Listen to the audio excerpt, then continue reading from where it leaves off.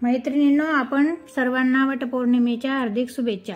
आज आपण पाहणार आहोत वटपौर्णिमा पूजेसाठी लागणारे साहित्य।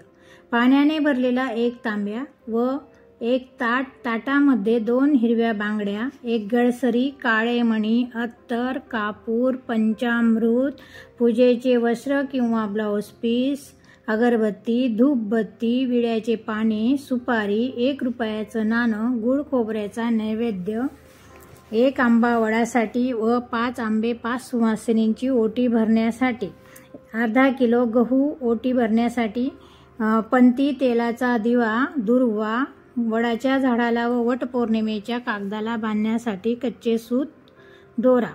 वटपौर्णिमा फोटोचे चित्र बाजारात मिळते ते। प्रथम घरी सुपारीच्या गणपतीची स्थापना करावी। आपण जर घरी वटपौर्णिमेची पूजा करत असाल तर आपल्या देवघरासमोर वटपौर्णिमेचा चित्र असलेला फोटो ठेवावा व त्याची पंचोपचारे पूजा करावी। हळद, कुंकू, अक्षदा, फुलं वाहून पूजा करावी व कागदाला 7 वेळेस सूत गुंडाळावे।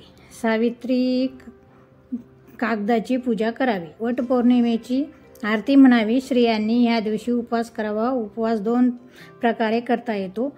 पूर्ण फलाहार घ्यावा किंवा सकाळी उठल्यापासून पूजा होईस्तोवर काही खाऊ नये व पूजा झाल्यावर उपवास सोडला, जेवण केले तरी चालते, मात्र एकच वेळ खावे।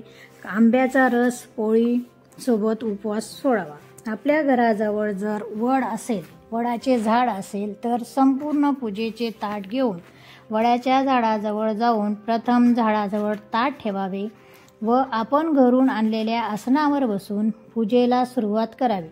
पूजेच्या ताटासोबत घरून एक तांब्याचा तांब्या भरून पाणी आणावे व प्रथम पूजेला बसल्यावर झाडाला पाणी द्यावे व त्यानंतर झाडाच्या बुडाजवळ आपण आणलेले देवाचे वस्त्र किंवा ब्लाउज पीस अंथरावे।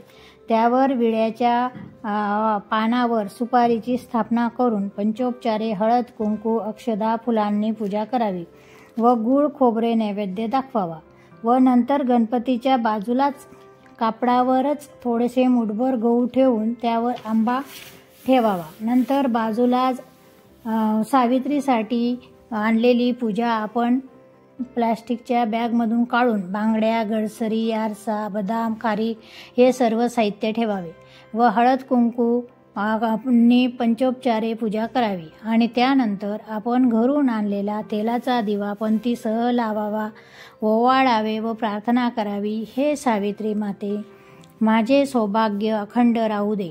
त्यानंतर संपूर्ण पूजेला तुपाच्या दिव्याने ओवाळून घ्यावे व आपले आसनावरून उठून आणलेले सूत वडाच्या झाडाला बांधून वडाला 3 किंवा 7 प्रदक्षिणा घालाव्यात। उरलेले सूत तेथेच ठेवावे व पंतीचा तेलाचा दिवा वडालाच राहू द्यावा। ताट बाजूला घेऊन 5 सुवासिनींची गहू व आंबे यांनी ओटी भरावी। हळदी कुंकू द्यावे।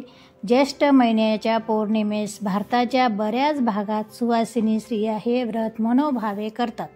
पतिव्रता स्त्री म्हणून सावित्री हा आदर्श समजला जातो। तिची स्मृती सर्व भारतीय स्त्रियांनी दीर्घकाळापासून जागृत ठेवली आहे। सावित्रीचे चारित्र्य लोकप्रिय असून त्याचे अनेक ग्रंथात वर्णन केलेले आहे।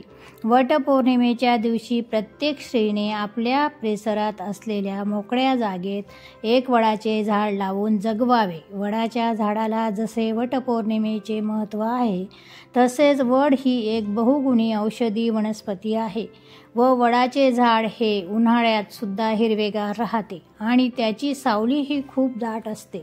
सर्वात महत्त्वाचे म्हणजे ज्या झाडाखाली सत्यवान पुन्हा जिवंत झाला ते झाड वडाचे होते, म्हणून सावित्रीने त्यावेळी वडाची पूजा केली। या प्रसंगी आठवण म्हणून आजही स्त्रिया वडाची पूजा करतात। वडाचे झाड हे 200 ते 300 वर्षापर्यंत जगते। त्याच्यामुळे आपण वडाचे झाड हे वटपौर्णिमेच्या दिवशी लावले तर आपल्या पुढच्या पिढीला पण त्याची सावली मिळेल।